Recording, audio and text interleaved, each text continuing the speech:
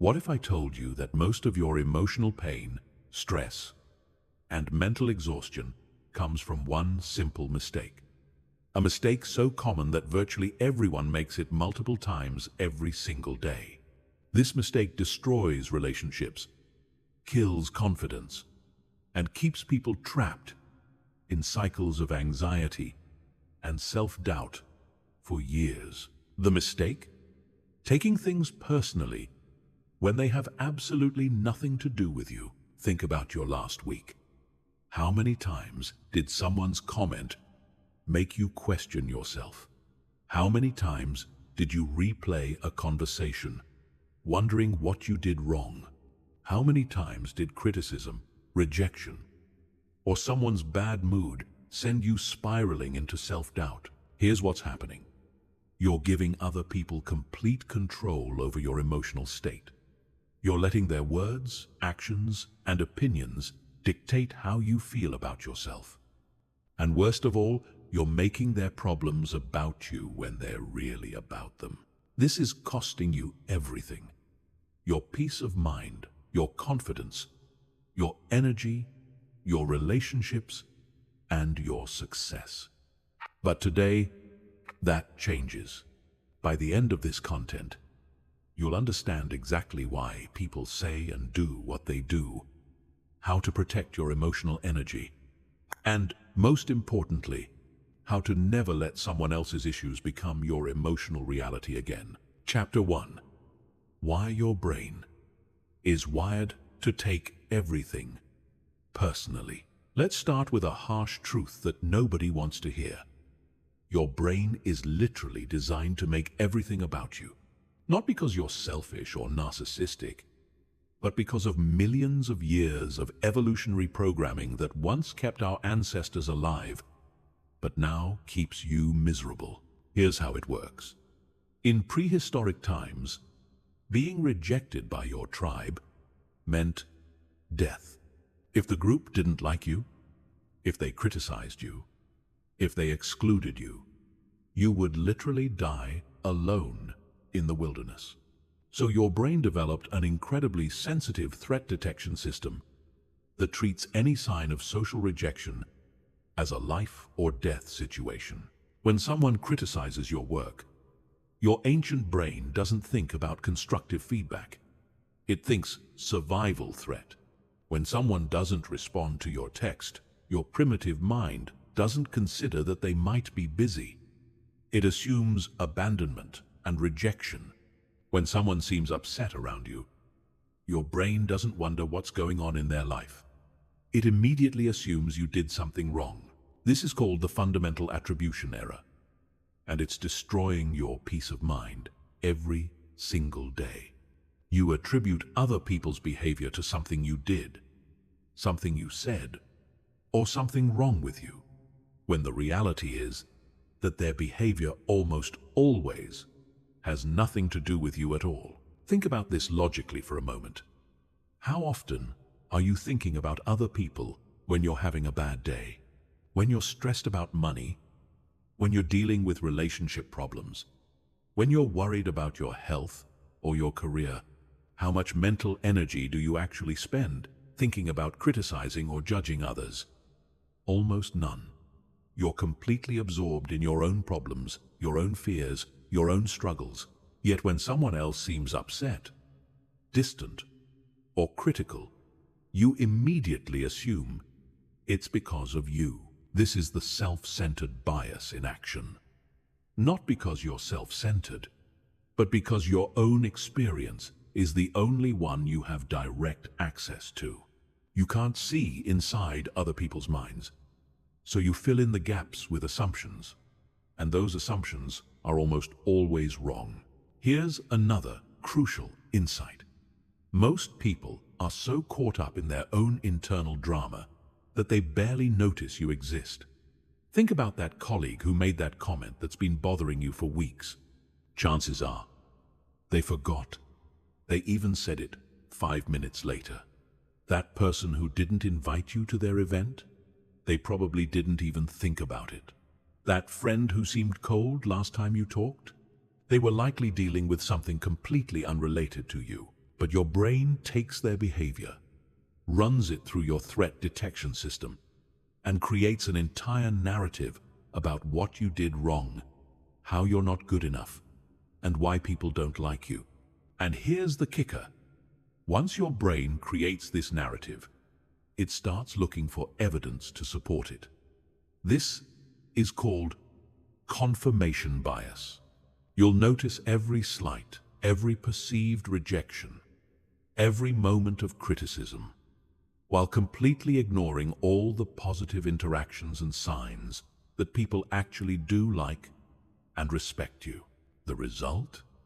You live in a constant state of social anxiety, always monitoring other people's reactions, always worried about what they think, always ready to take blame for problems that aren't yours. You become hypervigilant to criticism and rejection, which makes you either defensive and argumentative or withdrawn and people-pleasing. Neither of these responses serves you or improves your relationships. This is why understanding the neuroscience behind taking things personally is so crucial. When you realize that your emotional reactions are often based on ancient survival programming rather than actual threats, you can start to question those reactions instead of automatically believing them. You can begin to separate what's actually happening from what your threat detection system thinks is happening. The first step to not taking things personally is recognizing that your initial emotional response to other people's behavior is not reliable information. It's not telling you the truth about the situation. It's telling you that your brain perceived a potential threat and activated your fight or flight response. Once you understand this, you can start to pause between the trigger and your reaction and ask yourself better questions. Chapter 2. The 4 types of personal attacks that aren't personal at all. Now that you understand why your brain is wired to make everything about you, let's examine the 4 most common types of situations that feel like personal attacks, but are actually revealing everything about the other person and nothing about you. Understanding these patterns will completely change how you interpret other people's behavior. Type 1. The projection attack. This is when someone criticizes you for something they're insecure about themselves. The colleague who constantly questions your work ethic is usually struggling with their own productivity.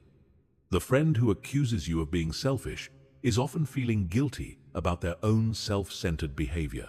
The family member who calls you irresponsible is typically dealing with their own feelings of being out of control. Here's how projection works.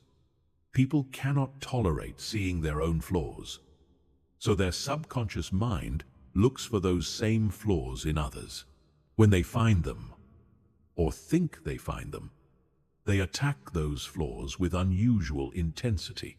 The emotion behind their criticism is way too strong for the situation, because they're not just criticizing you, they're trying to get rid of their own uncomfortable feelings about themselves. The telltale sign of projection is disproportionate emotional intensity. If someone gets unusually angry or upset about something relatively minor, if their reaction seems way bigger than the situation warrants, you're probably dealing with projection. They're not really mad at you. They're mad at themselves. And you're just a convenient target. Type 2. The displacement attack. This is when someone takes out their frustration about one situation on a completely unrelated person or situation. Your boss had a fight with their spouse, so they're extra critical of your presentation. Your friend is stressed about money, so they snap at you for being 5 minutes late.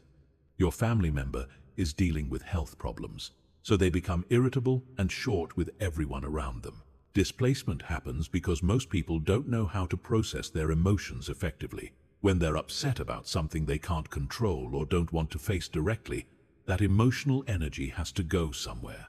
Unfortunately, it usually goes toward the safest, most available target, which is often someone who cares about them and won't fight back or abandon them. The key to recognizing displacement is timing and context. If someone's behavior toward you has suddenly changed, if they're treating you differently than they normally do, Look at what else is happening in their life.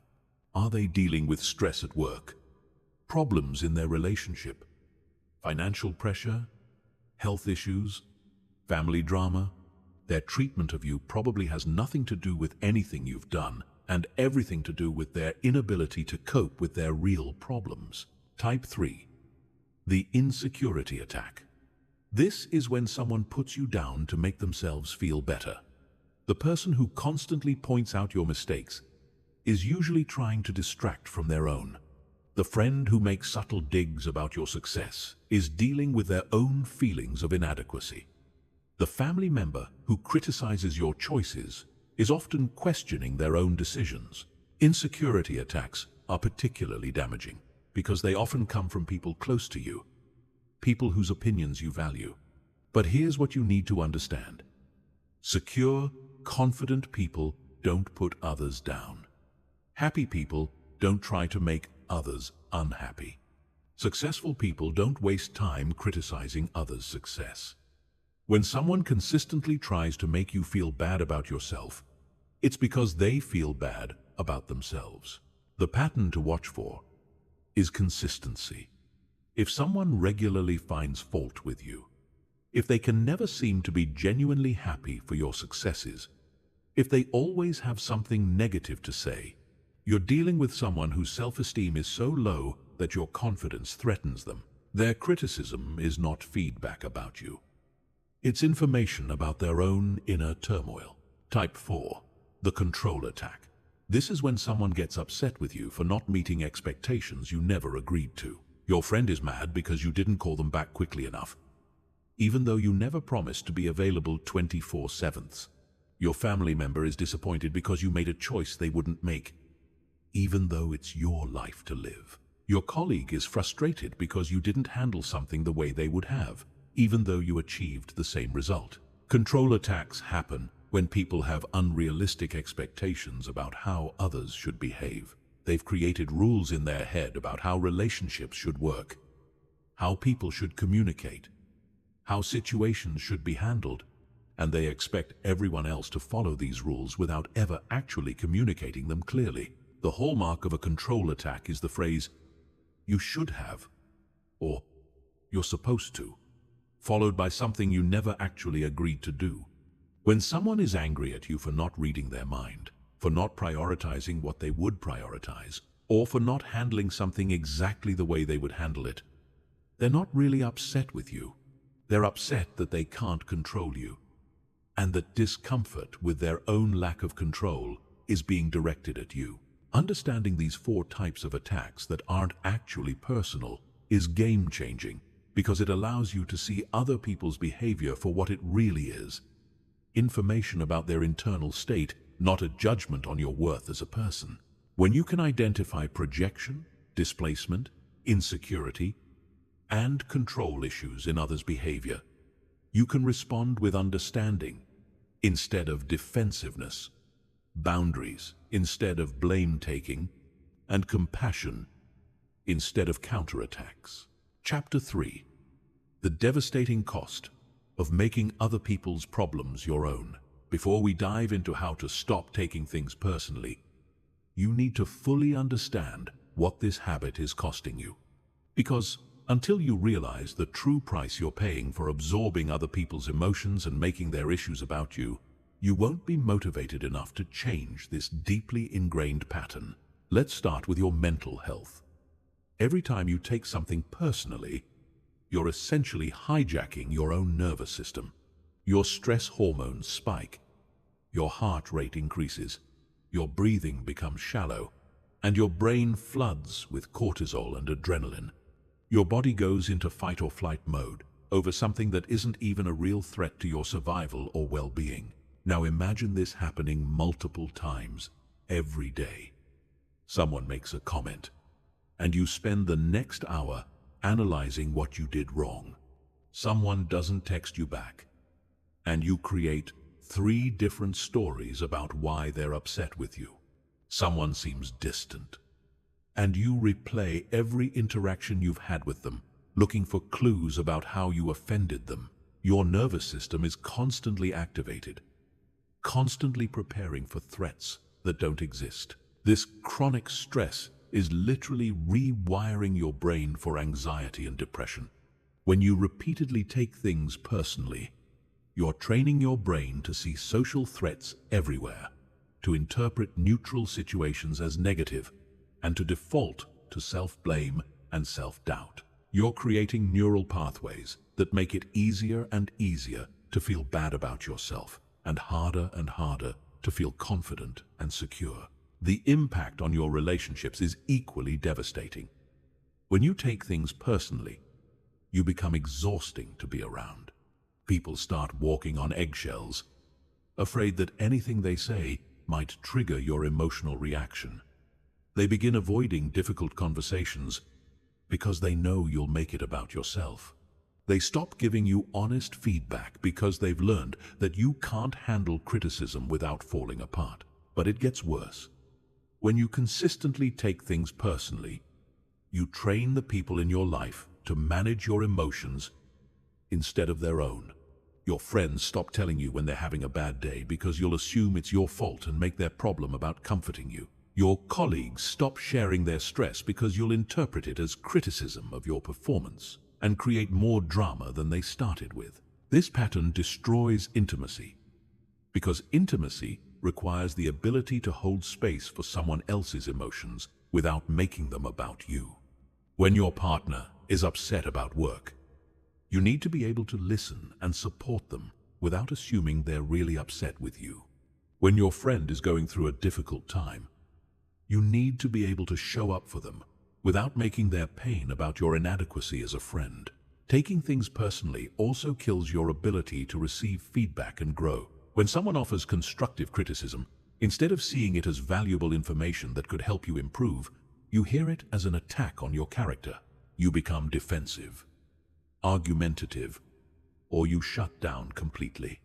You miss opportunities to learn and develop because you're too busy protecting your ego from imaginary threats. Your career suffers tremendously from this pattern. Leadership requires the ability to make decisions based on facts and data, not on whether those decisions might hurt someone's feelings or make them think less of you. It requires the ability to have difficult conversations, give honest feedback, and set clear boundaries. When you take things personally, you avoid conflict. You people please instead of leading, and you make decisions based on what will make people like you rather than what will achieve the best results. Even your physical health pays the price. Chronic stress from constantly taking things personally leads to headaches, insomnia, digestive problems, muscle tension, and a weakened immune system.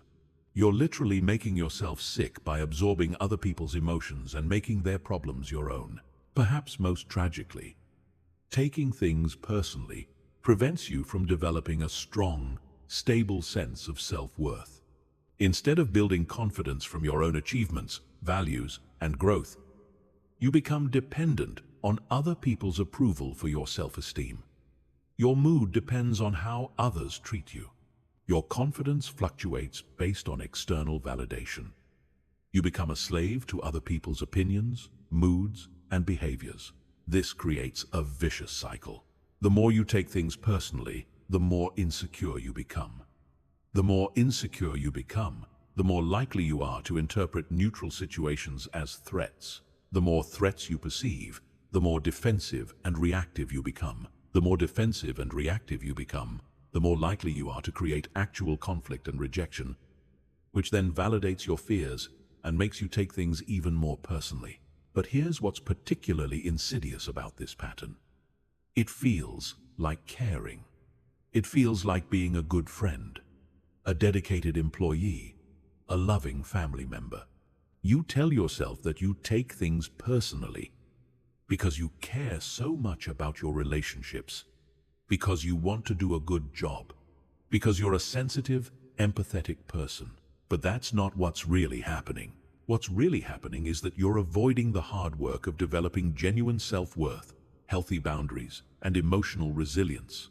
You're choosing the familiar pain of self-doubt and people-pleasing over the unfamiliar challenge of standing in your own truth and letting others be responsible for their own emotions. You're hiding behind false humility and excessive responsibility taking, instead of doing the real work of building authentic confidence and secure relationships. The cost of taking things personally is nothing less than your peace of mind, your authentic self, your healthy relationships, and your ability to show up fully in your own life. It's time to stop paying this price. It's time to learn a different way. Chapter 4. The truth about what other people's behavior really means.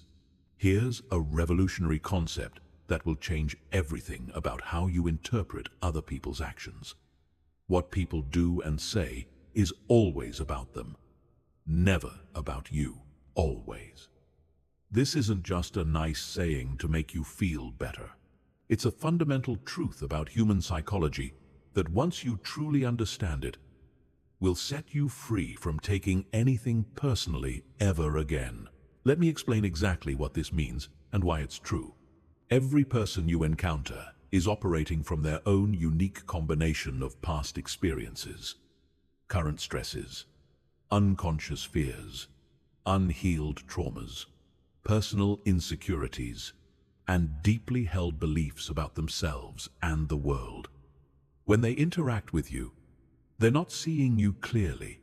They're seeing you through the filter of all their own stuff. Think about this practically. When someone criticizes you harshly, they're not giving you objective information about your performance or character. They're showing you how they talk to themselves in their own head. People who are cruel to others are cruel to themselves. People who are critical of others are critical of themselves. People who are impatient with others are impatient with themselves. They're not revealing your flaws. They're revealing their own patterns of inner dialogue. When someone doesn't respond to your text, they're not making a statement about your importance to them. They're dealing with their own overwhelm, their own avoidance patterns, their own relationship with communication and technology. Some people respond to messages immediately because they're anxious about disappointing others. Some people take days because they're overwhelmed by social obligations. Some people forget because they're distracted by their own problems. None of these responses are about you. When someone seems cold or distant, they're not necessarily upset with you. They might be dealing with depression, anxiety, family problems, work stress, health issues, financial pressure, or 100 other things that have nothing to do with you. Their emotional state is a reflection of what's happening in their inner world, not a response to your presence or actions. Here's another crucial insight. People can only give you what they have to give. Someone who doesn't know how to be emotionally supportive can't suddenly become supportive just because you need them to be. Someone who struggles with consistency can't suddenly become reliable just because you want them to be. Someone who has never learned healthy communication can't suddenly start communicating well just because you're frustrated with their approach. This doesn't mean you should accept poor treatment or lower your standards. It means you should understand that other people's limitations are about their own development, skills, and healing journey, not about your worth or what you deserve. When someone can't show up for you the way you need, it's information about their capacity, not a judgment on your value.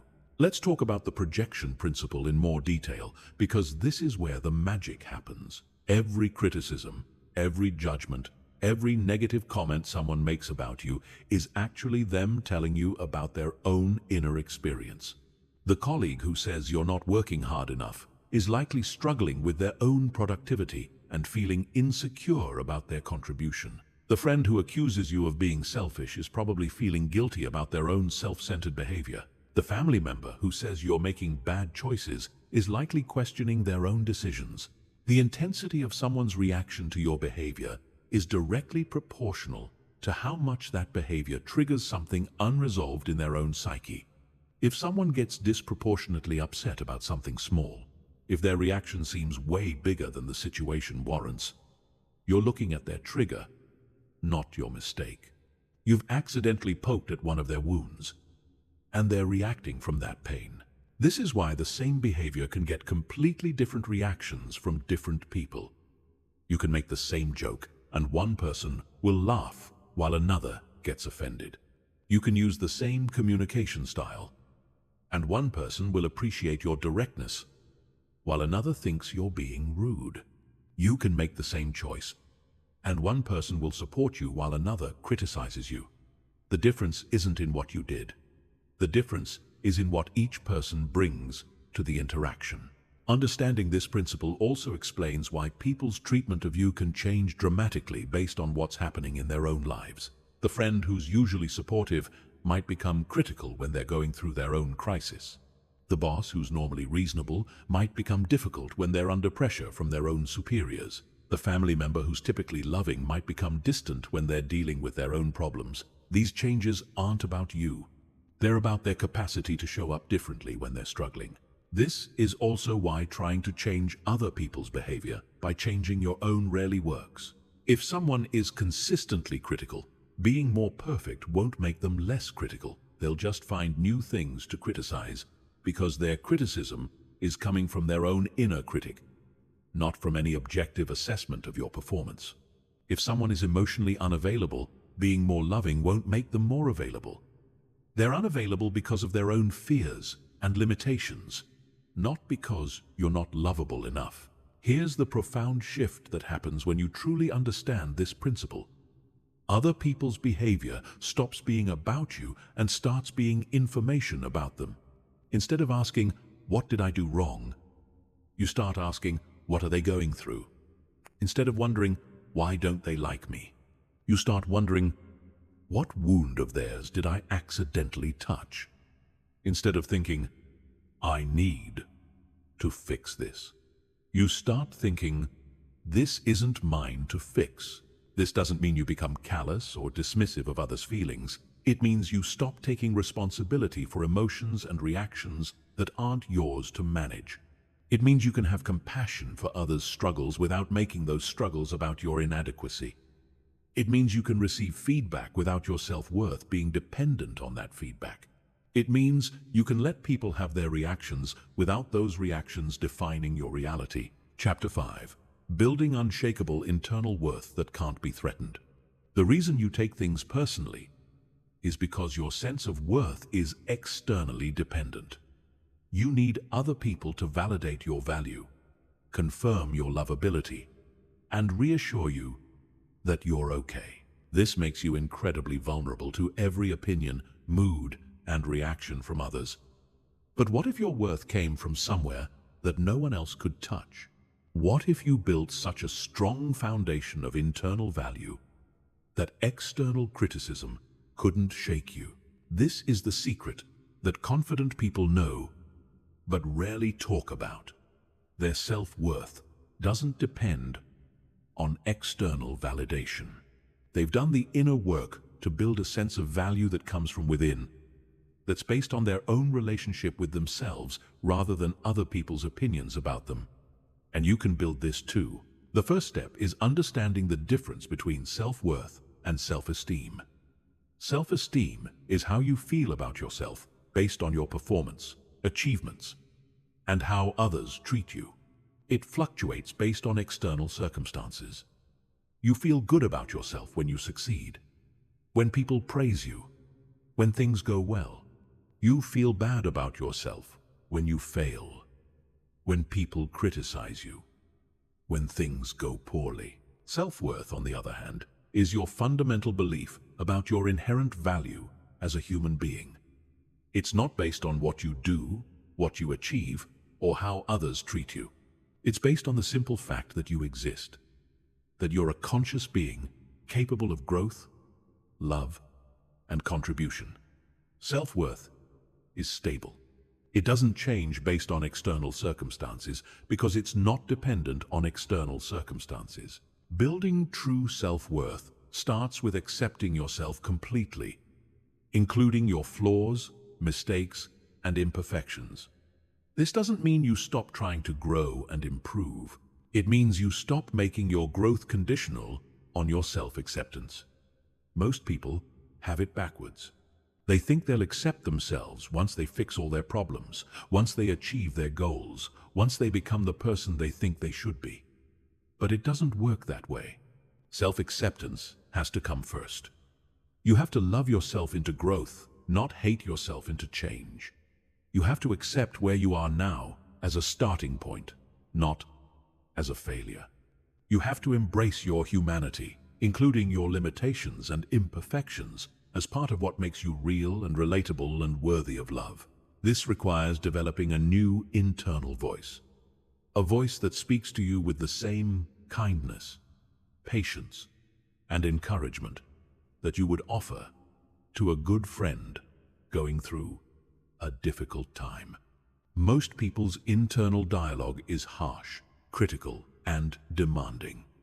They talk to themselves in ways they would never talk to someone they cared about. They set impossible standards and then beat themselves up for not meeting them. But you can change this voice. You can train yourself to speak to yourself with compassion, understanding, and support. When you make a mistake, instead of saying, "I'm so stupid," you can say, "That didn't go well, but I'm learning."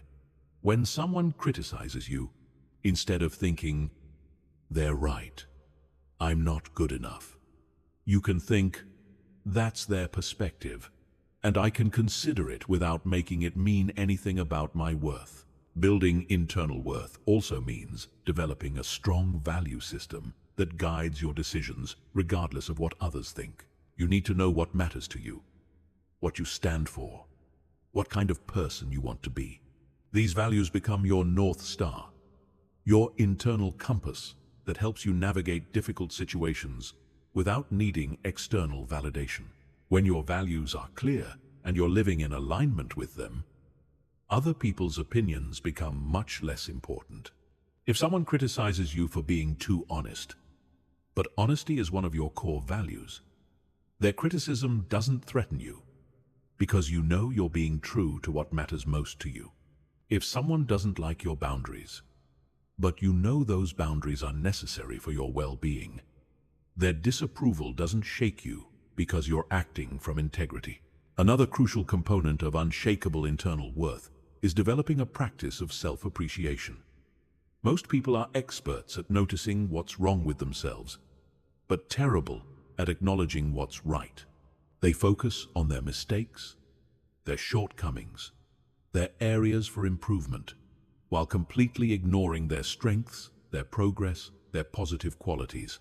You need to actively train yourself to notice and appreciate your own positive qualities.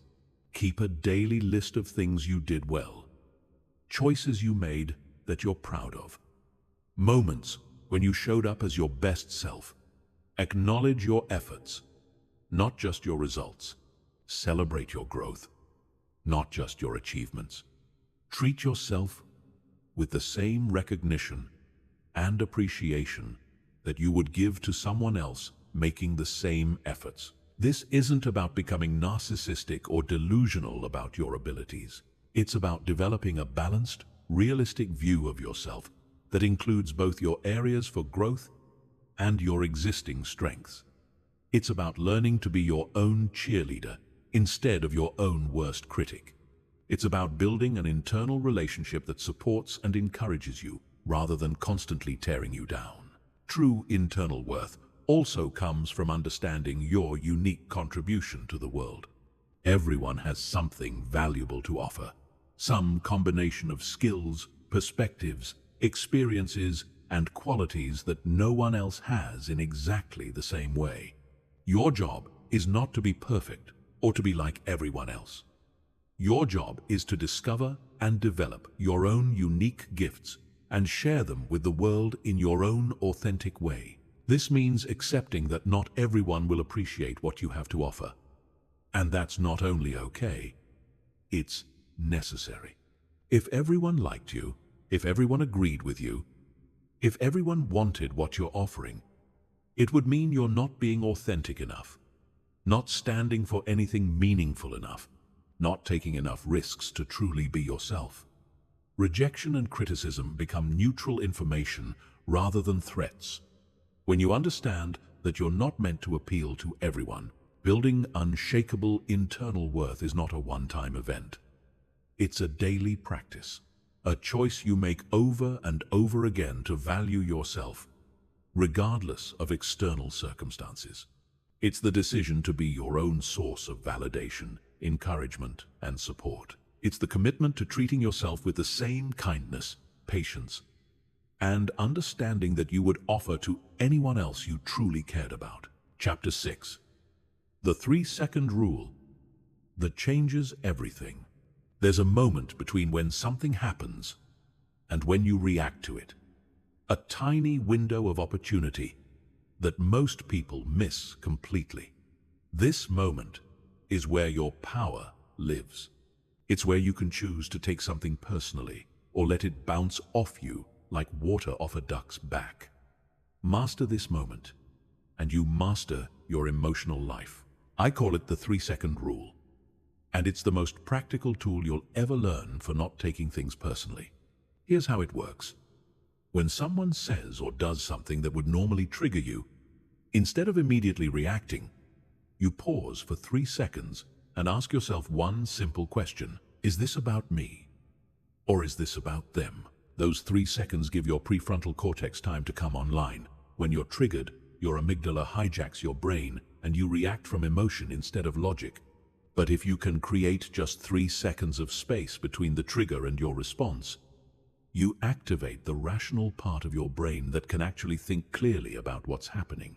In those 3 seconds, you're looking for evidence.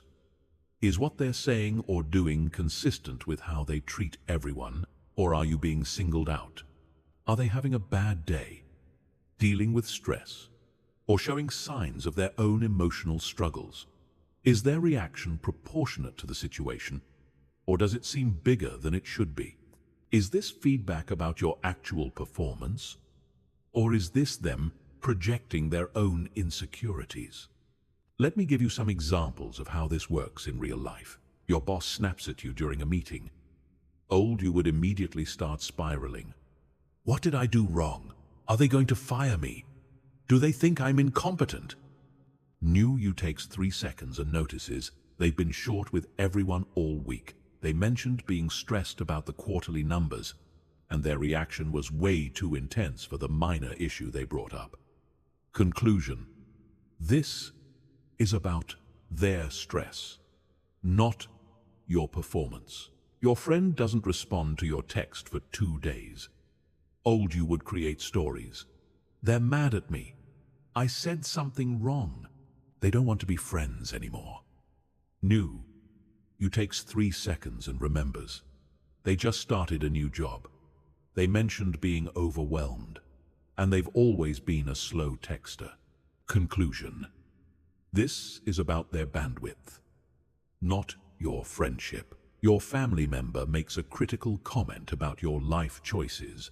Old, you would get defensive and hurt. They don't support me. They think I'm making mistakes. Maybe they're right and I am screwing up. New, you takes 3 seconds and recognizes they've been making similar comments to everyone in the family.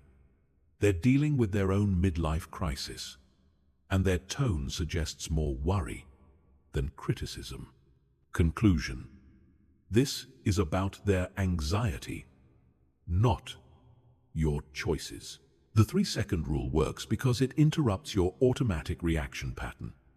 Most people have been taking things personally for so long that it's become completely unconscious.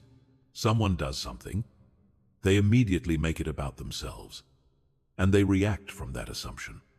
But when you pause, even briefly, you give yourself the chance to consider other explanations.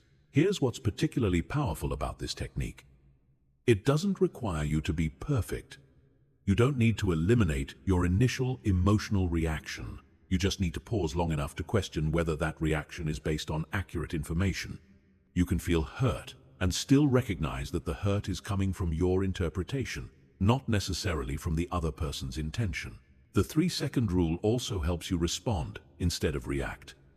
When you react, you're operating from emotion, impulse, and old patterns.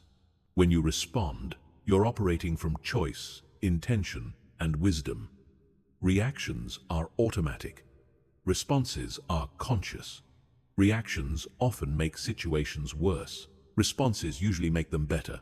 During those 3 seconds, you're also choosing your energy. Every time you take something personally, you're giving your emotional energy away. You're letting someone else's mood, opinion, or behavior dictate how you feel. But when you pause and recognize that their behavior is about them, you keep your energy for yourself. You stay centered, grounded, and in control of your own emotional state. This doesn't mean you become emotionless or disconnected. It means you become discerning. You learn to distinguish between what deserves your emotional energy and what doesn't. You learn to respond appropriately to actual problems while not getting swept away by other people's projections, bad days, or personal struggles. The 3-second rule becomes even more powerful when you combine it with curiosity instead of assumptions. Instead of immediately assuming the worst, you get curious about what might really be happening. I wonder what's going on for them right now. I wonder if they're dealing with something I don't know about. I wonder if there's another way to interpret this situation. Curiosity keeps you open and flexible instead of defensive and reactive. It allows you to gather more information before drawing conclusions. It helps you approach situations with compassion instead of judgment. And it often reveals that what seemed like a personal attack was actually someone reaching out for help, expressing their own pain, or simply having a human moment of imperfection. Practice this rule consistently, and you'll be amazed at how much more peaceful your relationships become. You'll stop creating drama where none exists. You'll stop taking on emotional responsibilities that aren't yours. You'll stop making other people's problems about your inadequacy. Most importantly, you'll start showing up as the calm, centered, emotionally intelligent person you're capable of being. Chapter 7. How to decode what people are really telling you about themselves. Every interaction you have with another person is like receiving a coded message. They think they're telling you about you, but they're actually telling you about themselves. Learning to decode these messages is like developing a superpower. It protects you from taking things personally while giving you incredible insight into how to navigate relationships more effectively. Let's start with criticism, because this is where most people get triggered. When someone criticizes you, they're showing you their standards, their values, and their expectations. They're revealing what they focus on, what they worry about, and what they think is important. This information tells you much more about them than it does about you. Someone who constantly criticizes others' work ethic probably has deep anxiety about their own productivity. Someone who frequently points out others' flaws likely has perfectionist tendencies and is probably very harsh with themselves. Someone who always finds something to complain about is usually dealing with their own dissatisfaction and unhappiness. But here's where it gets really interesting. The specific nature of someone's criticism reveals their own insecurities and wounds. If someone calls you selfish, they're probably struggling with guilt about their own self-centeredness. If someone accuses you of being irresponsible, they're likely feeling out of control in their own life. If someone says you're not good enough, they're almost certainly dealing with their own feelings of inadequacy. This is projection at its finest. And once you understand how to spot it, you'll never take criticism personally again. The more emotionally charged someone's criticism is, the more it's about their own unresolved issues. Constructive feedback is calm, specific, and focused on behavior. Personal attacks are emotional, general, and focused on character.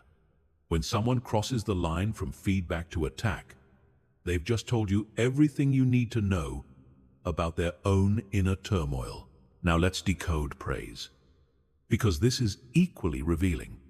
The things people compliment you on tell you what they value, what they wish they had more of, and what they're drawn to in others. Someone who consistently praises your confidence probably struggles with their own self-doubt. Someone who always comments on your independence likely wishes they had more autonomy in their own life. Someone who admires your authenticity is probably tired of pretending to be someone they're not. Understanding this doesn't diminish the value of genuine praise, but it helps you receive it without becoming dependent on it.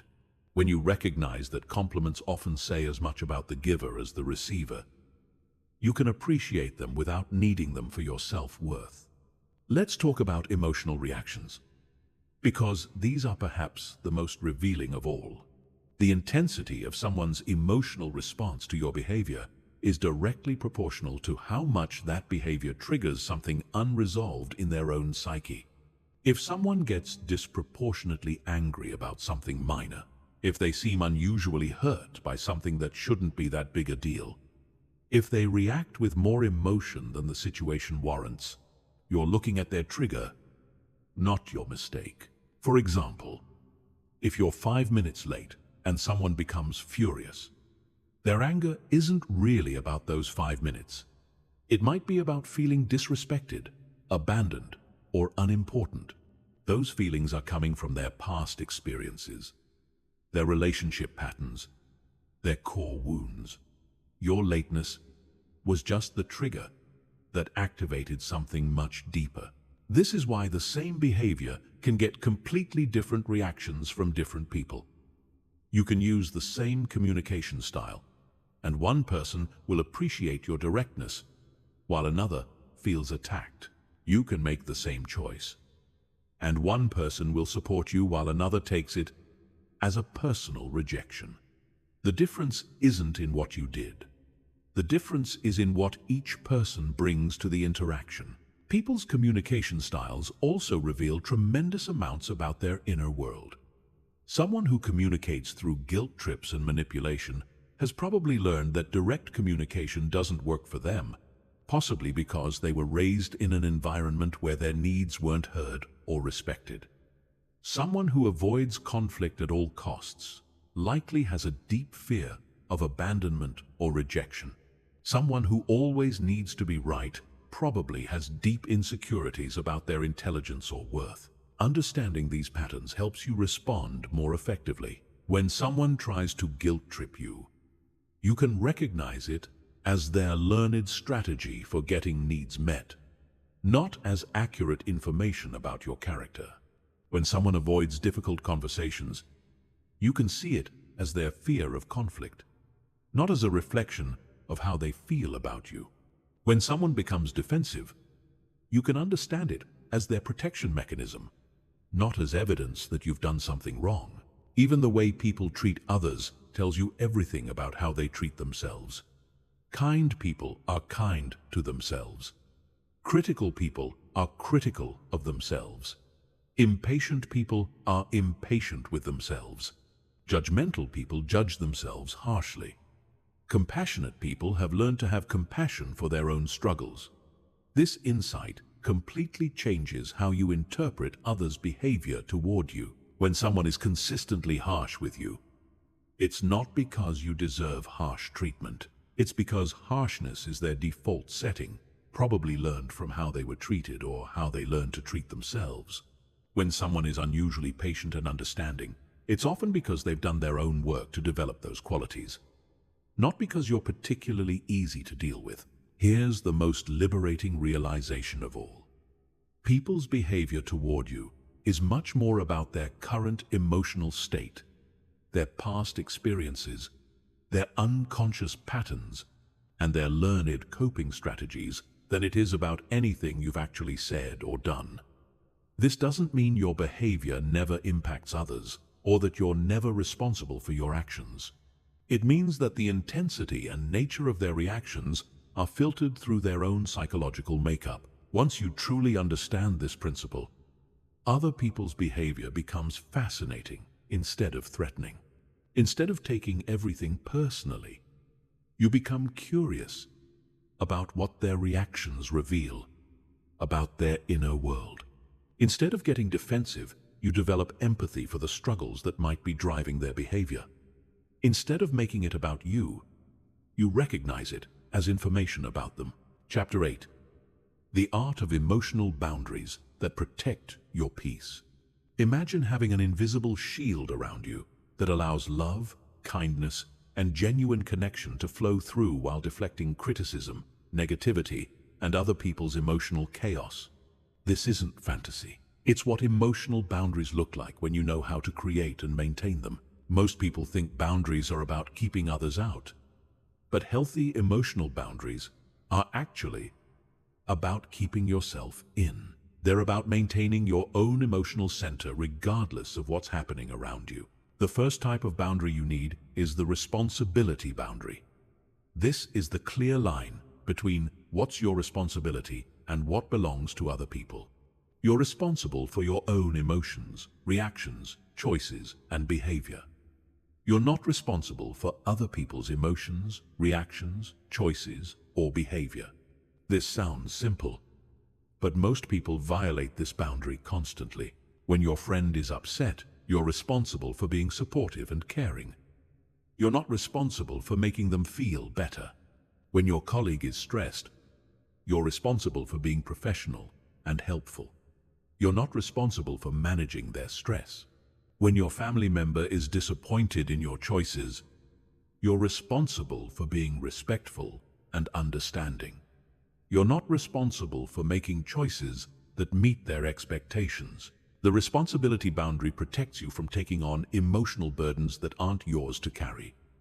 It prevents you from feeling guilty about other people's reactions to your healthy choices.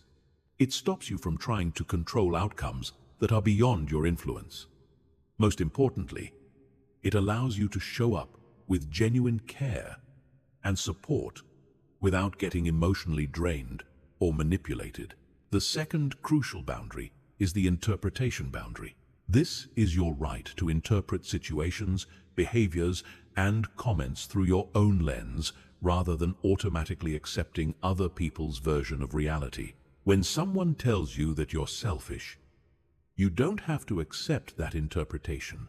When someone says you've hurt their feelings, you can acknowledge their feelings without accepting responsibility for causing them if you acted with good intentions and appropriate behavior. This boundary is particularly important with people who use emotional manipulation. Some people will tell you that you're mean, selfish, inconsiderate, or wrong whenever you don't do what they want. They'll frame your boundaries as attacks, your self-care as selfishness, your independence as rejection. The interpretation boundary allows you to say, I understand that's how you see it, but that's not my intention or my experience. The third boundary is the energy boundary. This protects your emotional and mental energy from being drained by other people's drama, negativity, or emotional volatility. Energy boundaries mean you don't absorb other people's moods. You don't take on their anxiety, depression, or anger as your own. You can be present and supportive without becoming emotionally entangled in their problems. Energy boundaries look like leaving conversations that consistently bring you down. They look like limiting time with people who are chronic complainers or drama creators. They look like refusing to engage in gossip, negativity, or circular conversations that go nowhere. They look like protecting your peace as fiercely as you would protect your physical health. The fourth boundary is the standards boundary. This is your right to have standards for how you're treated and to maintain those standards regardless of other people's reactions. You have the right to be spoken to respectfully. You have the right to have your time valued. You have the right to be treated with basic courtesy and consideration. These aren't unreasonable demands. They're minimum requirements for healthy relationships. Standards boundaries mean you don't accept being yelled at, insulted, manipulated, or consistently disrespected.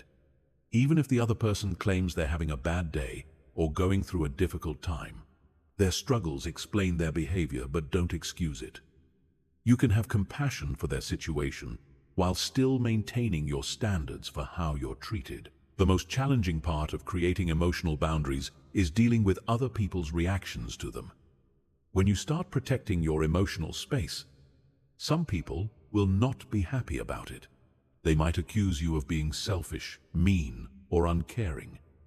They might increase their emotional pressure, trying to guilt you back into your old patterns. They might even threaten to end the relationship if you don't go back to absorbing their emotions and managing their reactions. Here's what you need to understand. Their reaction to your boundaries is information about the relationship, not evidence that your boundaries are wrong. Healthy people respect boundaries. They might need time to adjust to new dynamics, but they ultimately appreciate clarity about expectations and limits. People who become angry, manipulative, or punitive when you set boundaries are showing you that they were benefiting from your lack of boundaries and don't want that dynamic to change. Setting boundaries doesn't mean becoming cold or disconnected. You can still be loving, supportive, and engaged while maintaining your emotional protection. In fact, boundaries often improve relationships because they allow you to show up more authentically and consistently. When you're not constantly drained, resentful, or walking on eggshells, you can be more present and genuinely caring. Boundaries also don't mean you never help others or that you become completely self-centered. They mean you help from choice rather than obligation, from strength rather than depletion, from love rather than fear. When your emotional boundaries are strong, you can be incredibly generous with your time, energy, and support, because you're giving from overflow rather than emptiness. The key to maintaining emotional boundaries is consistency. You can't have boundaries sometimes and not others. You can't enforce them with some people, but not others. People need to know what to expect from you. And you need to know that you'll protect your own emotional well-being regardless of external pressure. Strong emotional boundaries require you to be comfortable with other people's discomfort. You have to be willing to let others be upset with your choices, disappointed in your decisions, or unhappy with your limits. This is perhaps the most difficult part of boundary setting, but it's also the most liberating.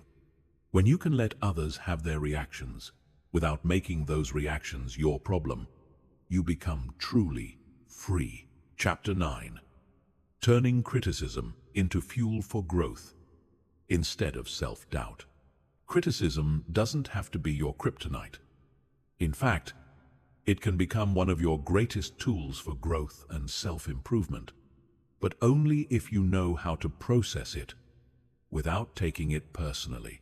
The difference between people who are crushed by criticism and those who use it to become better lies entirely in how they interpret and respond to feedback.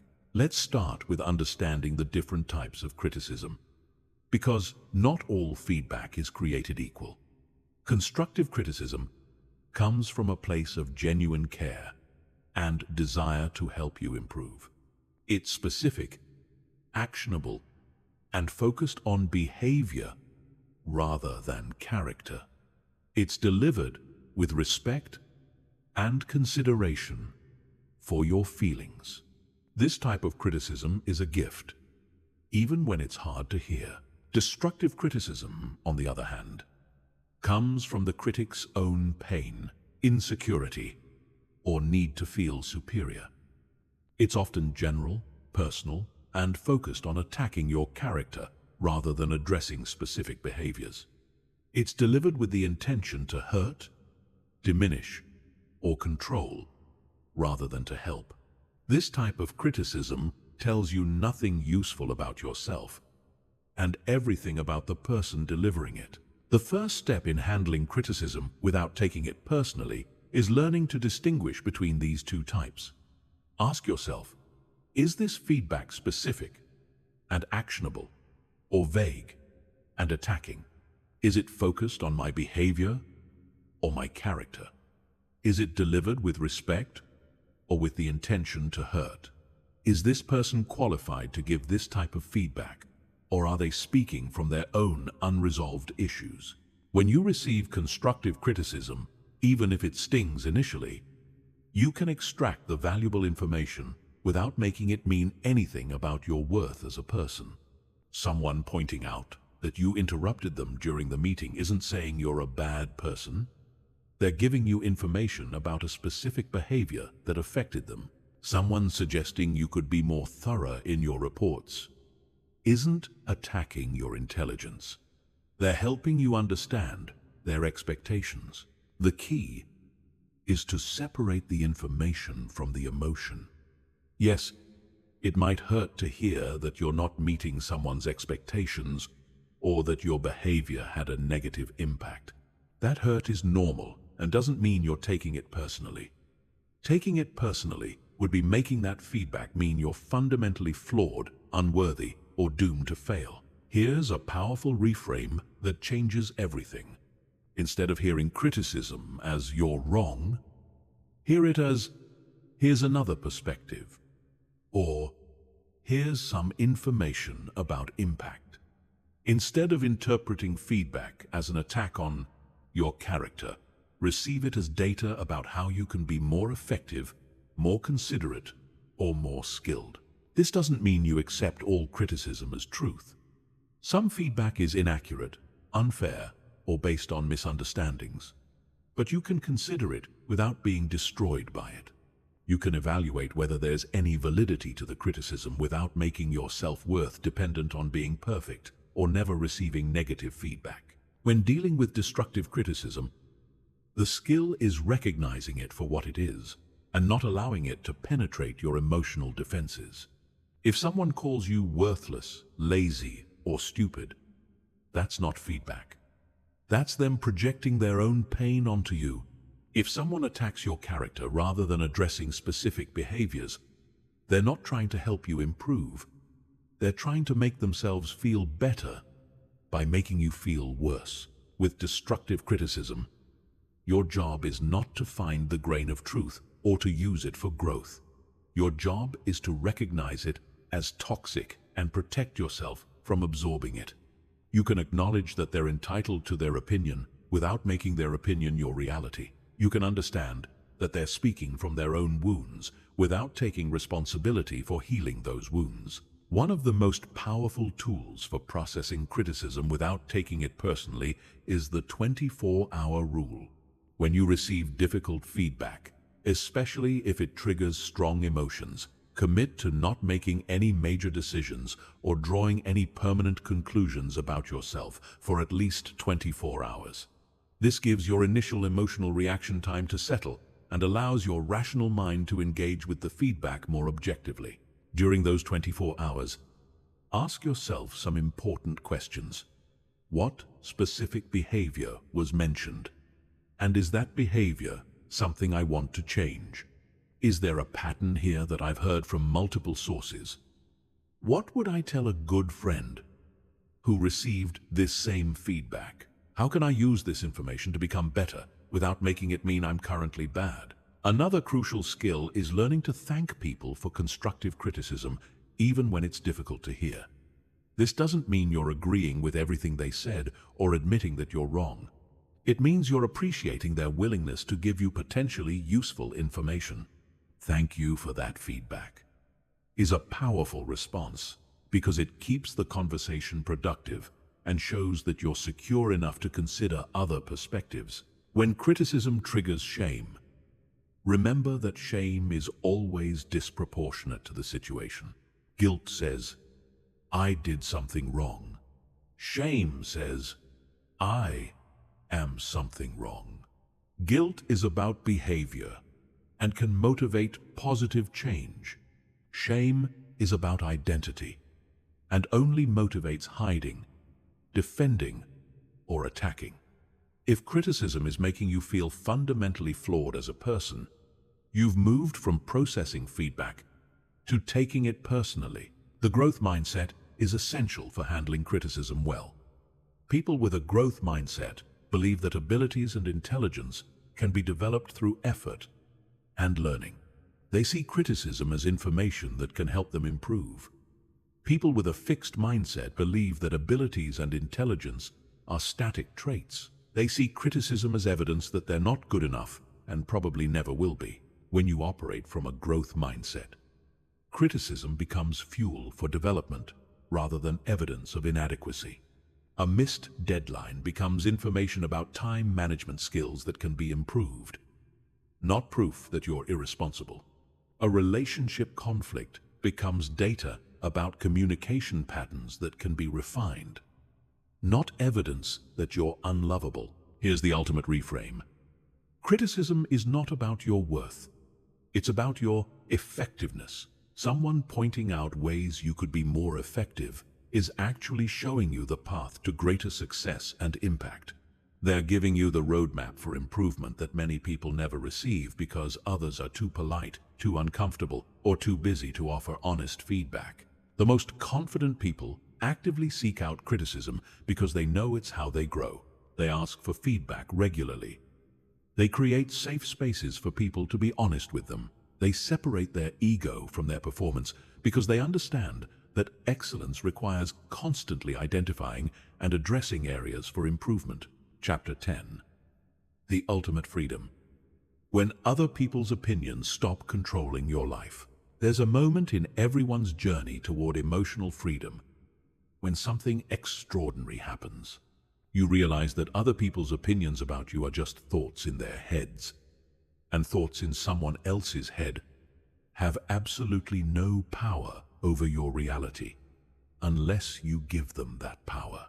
This realization is the gateway to ultimate freedom from taking things personally.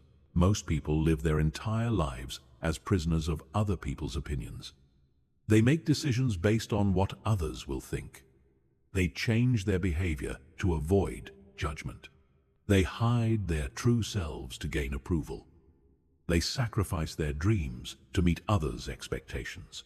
They carry the weight of everyone else's perceptions like a backpack full of rocks, wondering why life feels so heavy and exhausting. But what if you could set that backpack down? What if you could live your life based on your own values, your own vision, your own definition of success? What if you could be authentically yourself without constantly monitoring other people's reactions? This isn't just possible, it's your birthright as a conscious, autonomous human being. The first step to this freedom is understanding that everyone's opinion is filtered through their own experience, beliefs, and limitations. When someone judges your choices, they're not giving you objective truth about those choices. They're telling you how your choices look from inside their particular worldview. Someone who values security above all else will judge your risk-taking as foolish. Someone who values conformity will judge your authenticity as attention-seeking. Someone who's afraid of failure will judge your ambition as unrealistic. Their opinion says nothing about the actual value or wisdom of your choices. It only tells you about their values, fears, and limitations. Once you truly understand this, other people's judgments lose their power to define your reality.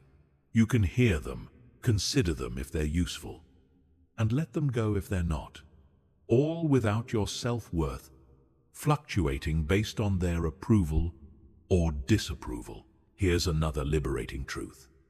You can't control what other people think about you, and trying to do so is the fastest path to misery and inauthenticity.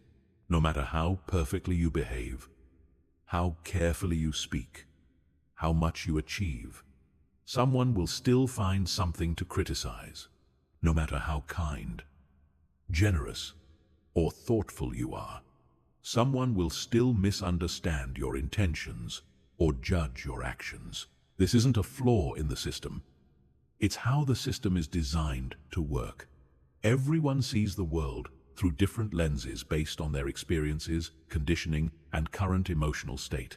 What looks like kindness to one person looks like manipulation to another. What seems like confidence to one person seems like arrogance to another. What appears as necessary boundaries to one person appears as coldness to another.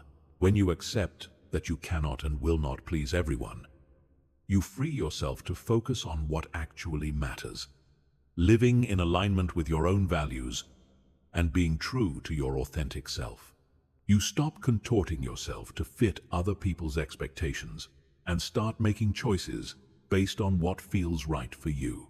The fear of judgment often keeps people trapped in lives that don't fit them. They stay in jobs they hate because others think they should be grateful for employment. They remain in relationships that don't serve them because others think they should make it work. They hide their talents because others might think they're showing off. They shrink their dreams because others think they're being unrealistic. But here's what's truly tragic. The people whose opinions you're so worried about are often dealing with their own insecurities, limitations, and fears. They're not living boldly either.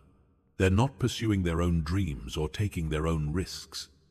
So you're allowing people who are playing small to keep you playing small. You're letting people who are afraid of judgment convince you to be afraid of judgment too.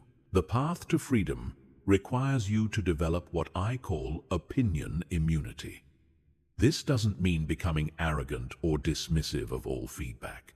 It means developing the discernment to distinguish between opinions that serve you and opinions that don't, between feedback that helps you grow and judgment that only holds you back. Opinion immunity means understanding that someone's disapproval of your choices doesn't make those choices wrong. It means recognizing that someone's inability to understand your path doesn't make your path invalid. It means knowing that someone's discomfort with your authenticity is information about their comfort zone, not about whether you should change who you are. This freedom also requires you to grieve the fantasy of universal approval. Part of you may still believe that if you just try hard enough, if you're just good enough, if you just find the right way to present yourself, everyone will like and approve of you. This fantasy has to die for you to be truly free. Universal approval is impossible, and pursuing it will only lead to exhaustion and resentment.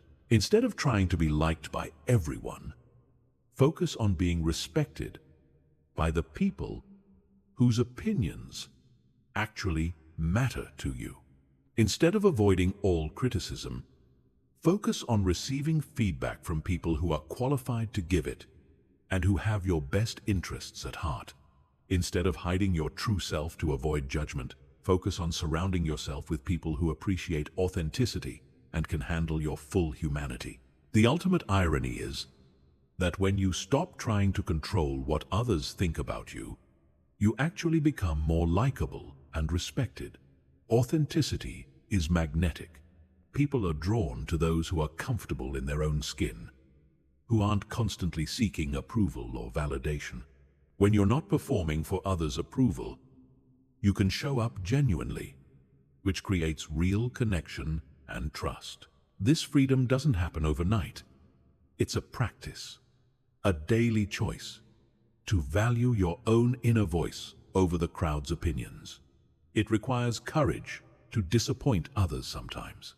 It requires strength to stand alone when necessary. It requires wisdom to distinguish between feedback worth considering and judgment worth ignoring.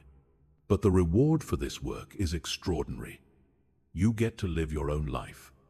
You get to pursue your own dreams. You get to be your authentic self. You get to make decisions based on your values rather than other people's expectations.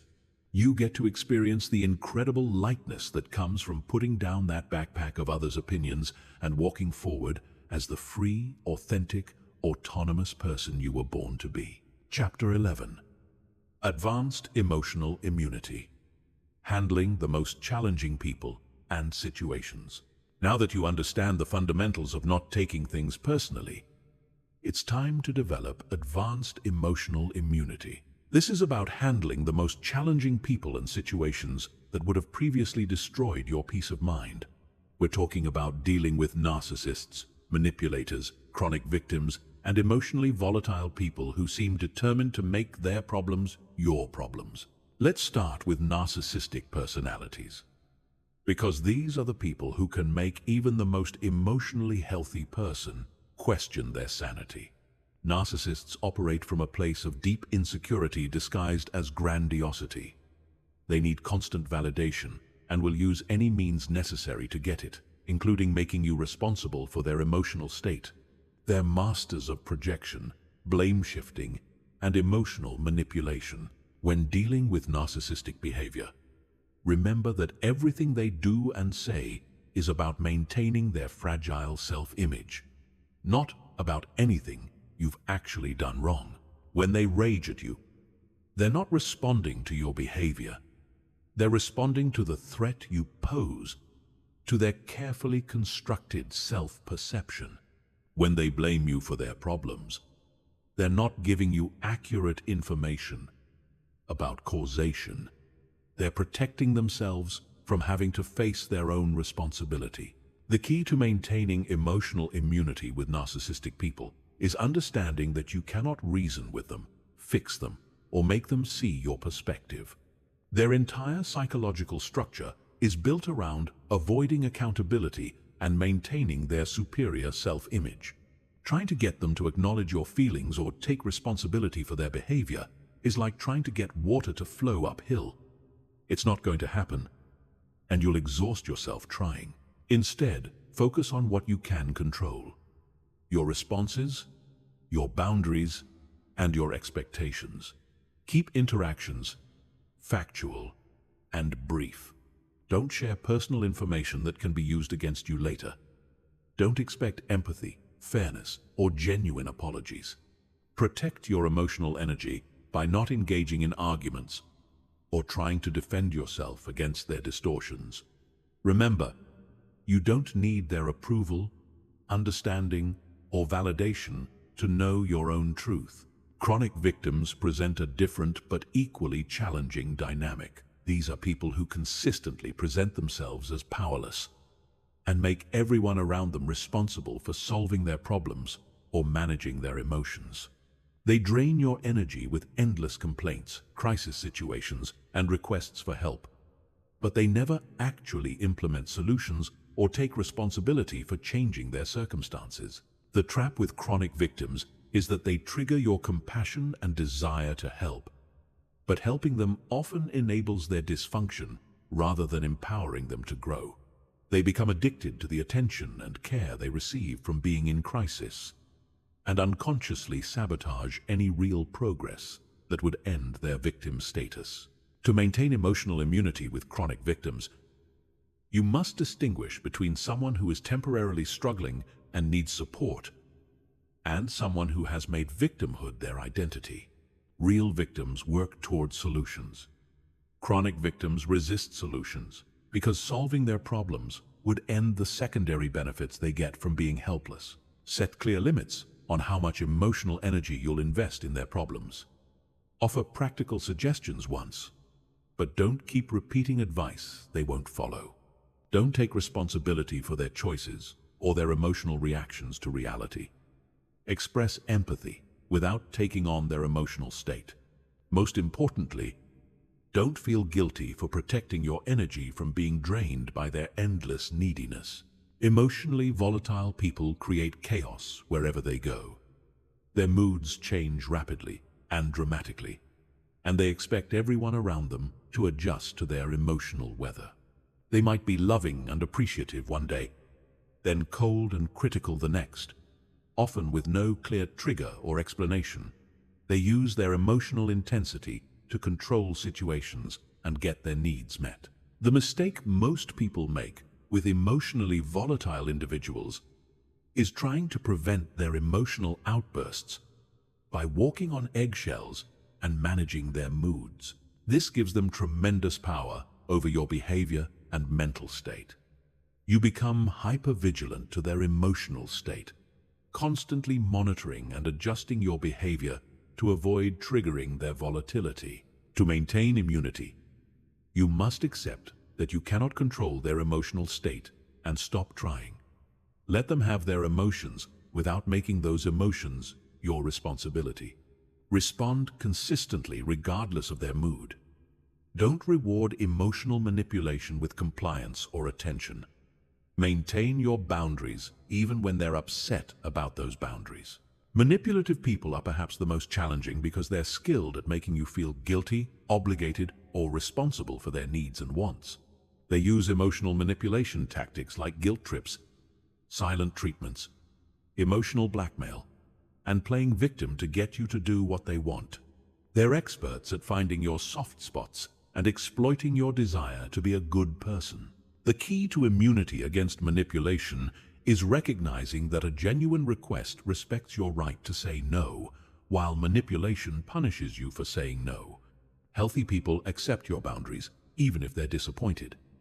Manipulative people escalate their pressure when you set boundaries, trying to make you so uncomfortable that you give in to their demands. Don't explain or justify your boundaries to manipulative people. Don't engage in lengthy discussions about why you can't or won't do what they want. Simply state your position calmly and refuse to be drawn into arguments or negotiations. Remember that their emotional reactions to your boundaries are designed to manipulate you back into compliance. Family dynamics often present the most challenging test of your emotional immunity, because family members have years of history and established patterns of interaction. They know exactly which buttons to push to trigger guilt, shame, or obligation.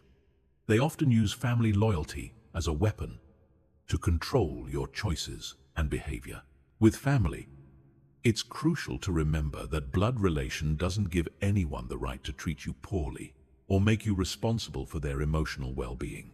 You can love family members while still maintaining healthy boundaries with them. You can be loyal to family while refusing to enable dysfunction or abuse. The most challenging family situations often involve guilt trips about traditions, expectations, and obligations. Family should always come first. You're being selfish. We sacrificed for you. These statements are designed to make you feel guilty for having your own life, needs, and boundaries. Remember that healthy families want their members to grow, thrive, and become independent, not to remain enmeshed and codependent. Advanced emotional immunity requires you to be comfortable with other people's discomfort, disappointment, and anger. This is perhaps the most difficult skill to develop because most of us are conditioned to avoid causing others pain. But when you make other people's comfort more important than your own well-being, you give them enormous power over your choices and behavior. Developing this immunity doesn't mean becoming cruel or indifferent. It means accepting that you cannot live an authentic, boundaried life without sometimes disappointing others. It means understanding that some people's comfort depends on your discomfort, and that's not a price you should be willing to pay indefinitely. Chapter 12. How to stay connected without getting contaminated by others' emotions. One of the biggest fears people have about not taking things personally is that they'll become cold, disconnected, or unable to maintain close relationships. This fear keeps many people trapped in emotional codependency, believing that love requires them to absorb others' pain and make others' problems their own. But this couldn't be further from the truth. In fact, the ability to stay emotionally connected without becoming emotionally contaminated is the hallmark of mature, healthy relationships. Emotional contamination happens when you absorb other people's emotions as if they were your own. You feel anxious when they're anxious, depressed when they're depressed, angry when they're angry. You lose track of where their emotions end and yours begin. While this might feel like empathy or love, it's actually a form of emotional dysfunction that helps no one and often makes situations worse. True empathy is the ability to understand and care about someone else's emotional experience without taking on that emotion yourself. It's feeling with someone, not feeling as someone. When you practice true empathy, you can be present for someone's pain without being consumed by it. You can offer support and comfort while maintaining your own emotional center. The difference is crucial.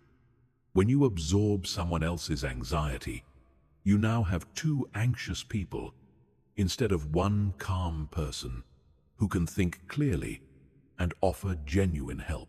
When you take on someone else's depression, you become another person who needs support rather than someone who can provide it.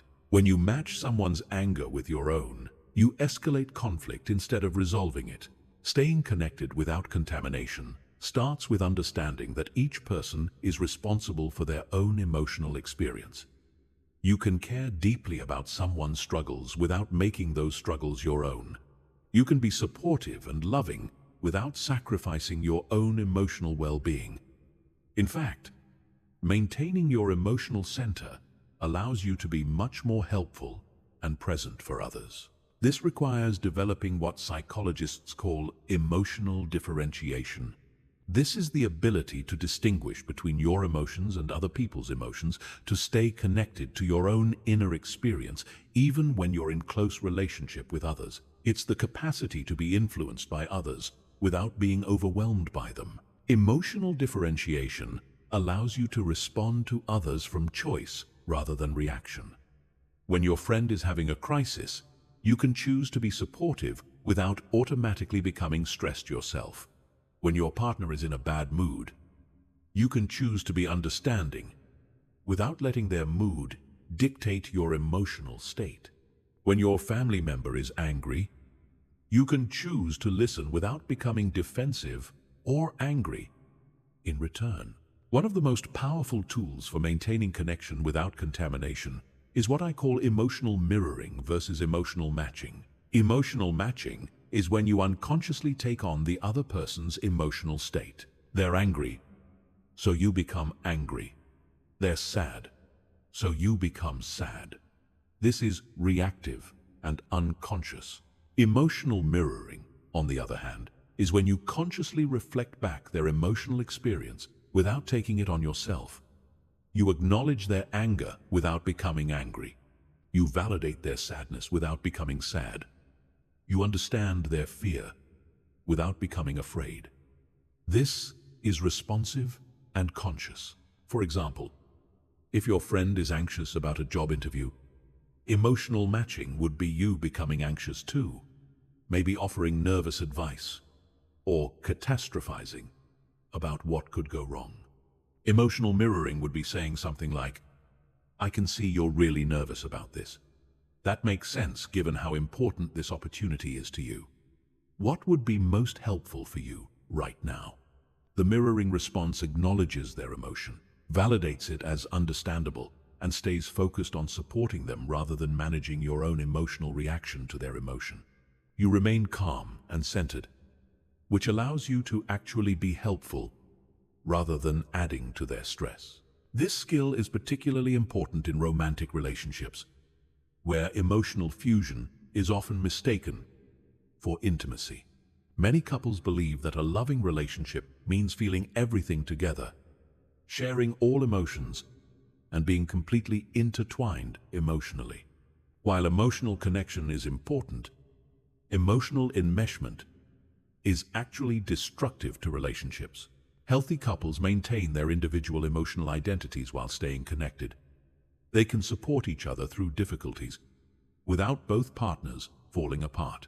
They can share their struggles without making their partner responsible for fixing those struggles. They can be influenced by each other's emotions without losing themselves in those emotions. In parenting, this skill is absolutely crucial. Children need parents who can stay calm and regulated even when the child is dysregulated. A parent who matches a child's tantrum with their own emotional meltdown teaches the child that emotions are uncontrollable and overwhelming. A parent who stays calm while acknowledging the child's emotions teaches emotional regulation by example. The same principle applies in professional relationships. A good manager can acknowledge an employee's frustration without becoming frustrated themselves. They can understand the stress their team is under without taking on that stress as their own. This allows them to think clearly, make good decisions, and provide the leadership their team needs. Staying connected without contamination also requires understanding the difference between caring and caretaking. Caring is about genuine love and concern for another person's well-being. Caretaking is about trying to manage, fix, or control another person's emotional experience. Caring respects the other person's autonomy and ability to handle their own life. Caretaking assumes they're incapable and need you to manage their emotions for them. When you care for someone, you offer support, encouragement, and presence. When you caretake someone, you try to prevent their pain, solve their problems, and manage their emotions. Caring enhances relationships. Caretaking creates codependency. Caring maintains healthy boundaries. Caretaking violates them. The most challenging aspect of staying connected without contamination is dealing with people who are used to your emotional reactivity. When you stop absorbing their emotions and taking on their problems, they might escalate their emotional expression, trying to get you to engage in the old pattern. They might accuse you of not caring, being cold, or abandoning them. This is where your commitment to healthy relationship dynamics will be tested. You have to stay consistent in your new approach, even when others pressure you to return to the old patterns. You have to trust that maintaining your emotional center ultimately serves the relationship better than emotional fusion, even if it's uncomfortable in the short term. Remember that teaching others how to treat you includes modeling emotional self-regulation. When you stay calm in the face of their emotional storms, you're showing them that it's possible to remain centered even during difficult times. When you refuse to take on their emotions, you're teaching them that they're capable of handling their own emotional experiences. Chapter 13. The Workplace Warrior. Never taking professional criticism personally again. The workplace presents unique challenges for not taking things personally, because your professional identity, financial security, and career advancement are all potentially at stake. When a boss criticizes your work, when a colleague undermines your project, when you're passed over for promotion, or when you receive negative performance feedback, it can feel like your entire future is being threatened. But this is exactly when the skill of not taking things personally becomes most valuable and most difficult to maintain. Let's start with the most common workplace trigger: receiving criticism or negative feedback from supervisors. Your boss points out mistakes in your work, questions your approach, or suggests improvements. The old you would immediately spiral. They think I'm incompetent. I'm going to get fired. I'm a failure. Maybe I'm not cut out for this job. The new you understands that feedback is information, not evaluation of your worth as a person. Professional feedback is almost always about specific behaviors, skills, or outcomes, not about your character or value as a human being. When your manager says your presentation needs more data, they're not saying you're stupid. When they suggest you improve your time management, they're not saying you're lazy. When they point out communication issues, they're not saying you're a bad person. They're giving you information about how to be more effective in your role. The key is separating your professional performance from your personal identity. You are not your job. Your work output does not define your worth. Your current skill level is not a permanent reflection of your potential. This separation allows you to receive professional feedback as valuable information for growth rather than as attacks on your character. Understanding workplace dynamics also helps tremendously. Most criticism from supervisors is not personal. It's systemic. They have their own pressures, deadlines, and performance metrics they need to meet. Their feedback to you is often driven by pressure they're receiving from above, organizational changes, or external factors that have nothing to do with your individual performance. When your boss seems unusually critical or demanding, look at the bigger picture. Are they dealing with budget pressures? Are they getting pressure from their own supervisor? Is the company going through changes or challenges? Are there industry pressures affecting everyone? Often, what feels like personal criticism is actually them trying to manage organizational stress, and you happen to be on the receiving end. Colleague relationships present different challenges because the power dynamics are more equal, which can make conflicts feel more personal. When a coworker takes credit for your idea, when someone talks over you in meetings, when a colleague is passive-aggressive or openly competitive, it's easy to take these behaviors personally and create workplace drama. The reality is that workplace behavior is almost always driven by people's own career insecurities, their communication style, their cultural background, their stress level, or their learned patterns of professional interaction. The colleague who interrupts you constantly might have grown up in a family where interrupting was normal, or they might be so anxious about appearing competent that they over-participate in meetings. The person who takes credit for your work might be insecure about their own contributions and trying to prove their value. This doesn't make their behavior acceptable, but understanding the likely motivations helps you respond strategically rather than emotionally. Instead of taking it personally and getting upset, you can address the behavior directly and professionally.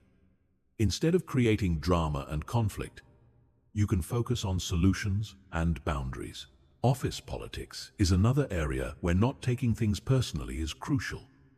You might not be included in certain meetings, invited to specific events, or considered for particular projects. While these exclusions can feel personal, they're usually about organizational dynamics, budget constraints, role definitions, or simply logistics. Making them about your worth or likability creates unnecessary stress and often leads to counterproductive responses. When you're not included in something, instead of assuming it's because people don't like you or value your contributions, consider practical explanations. Was it a meeting for a specific department? Was it about topics outside your role? Was it a small group focused on a particular project? Are there budget or space constraints? Often, what feels like personal rejection is actually just business logistics. Performance reviews and evaluations are particularly triggering because they feel like formal judgments of your worth and competence. But performance reviews are organizational tools designed to align your efforts with company objectives, identify development opportunities, and document your growth. They're not personal report cards on your value as a human being. Even negative performance reviews are usually about the gap between your current performance and the role requirements, not about your potential or worth. They're roadmaps for improvement, not verdicts on your capabilities. The most successful people use performance reviews as data for professional development rather than evidence of their inadequacy. Workplace rejection, like not getting a promotion or being turned down for a new opportunity, can feel intensely personal. But hiring and promotion decisions are based on numerous factors that have nothing to do with your personal worth. Budget constraints, organizational needs, timing, specific skill requirements, cultural fit with particular teams, or simply the availability of other candidates who might be a better match for that specific role at that specific time. Not getting a promotion doesn't mean you're not promotable. Not being selected for a project doesn't mean you're not capable. Not being hired for a position doesn't mean you're not hireable. These decisions are about organizational fit and timing, not about your fundamental value or potential. The most challenging workplace situation for not taking things personally is dealing with difficult colleagues or toxic work environments. Some people are genuinely unpleasant to work with. They're chronically negative. They undermine others. They're inconsistent or unreliable. They create conflict wherever they go. When you have to interact with these people regularly, it's easy to take their behavior personally. Remember that difficult people are difficult with everyone. Their behavior is about their own issues, not about anything specific to you. The colleague who's always critical is critical of everyone. The person who's unreliable fails to follow through with everyone. The individual who's negative complains about everything. You're not being singled out. You're just experiencing their consistent patterns. This understanding helps you develop appropriate responses. Instead of trying to win over the difficult person or wondering what you did wrong, you can focus on professional strategies, clear documentation, consistent boundaries, minimal personal interaction, and focusing on what you can control rather than trying to change them. Building workplace resilience also requires understanding that your career is a long-term journey. not a series of personal victories and defeats. One bad review, one missed promotion, one difficult project, or one challenging boss doesn't define your professional future. Your career will have ups and downs, and taking each setback personally will exhaust you and limit your ability to learn and grow from the experience. The most successful professionals treat workplace challenges as opportunities to develop resilience, improve skills, and clarify their career goals. They use criticism to become better at their jobs. They use difficult relationships to practice professional communication and boundary setting. They use setbacks to reassess their priorities and redirect their efforts more effectively. Chapter 14. Creating authentic confidence that can't be shaken by external opinions. Authentic confidence is perhaps the most misunderstood concept in personal development. Most people think confidence means never feeling doubt, always knowing what to do, or being naturally charming and outgoing. But true confidence isn't about being perfect or never experiencing insecurity. It's about having such a solid relationship with yourself that external opinions can't fundamentally shake your sense of who you are and what you're capable of. The difference between authentic confidence and false confidence is crucial. False confidence is based on external validation, achievements, and comparison to others. It fluctuates based on circumstances. You feel confident when people praise you, when you're successful, when things are going well. You lose confidence when people criticize you, when you fail, when things get difficult. This type of confidence is actually a house built on sand, always vulnerable to being knocked down by the next wave of external feedback. Authentic confidence, on the other hand, is based on self-acceptance, internal validation, and a deep understanding of your own worth that isn't dependent on external circumstances. It remains stable regardless of what others think, say, or do. It's not about thinking you're perfect. It's about accepting yourself completely, including your imperfections, and trusting your ability to handle whatever life brings you. Building authentic confidence starts with developing an honest, compassionate relationship with yourself. This means acknowledging both your strengths and your areas for growth, without making either one mean anything about your fundamental worth. You can recognize that you're not good at something without making that mean you're a failure. You can celebrate your talents without needing to be the best at everything. Self-awareness is the foundation of authentic confidence. You need to know who you are, your values, your strengths, your limitations, your triggers, your patterns, your dreams, your fears. This self-knowledge allows you to make decisions from authenticity rather than from the need to impress others or meet external expectations. When you truly know yourself, other people's opinions become interesting information rather than threats to your identity. If someone criticizes something you know is one of your strengths, you can consider whether there's any validity to their feedback without doubting your overall competence. If someone praises something you know you struggle with, you can appreciate the compliment without becoming dependent on their validation. Authentic confidence also requires accepting that you're a work in progress. Confident people aren't people who have arrived at perfection. They're people who are comfortable with the process of growth. They can admit when they don't know something without feeling ashamed. They can make mistakes without their self-worth crashing. They can receive feedback without becoming defensive. They can try new things without needing to excel immediately.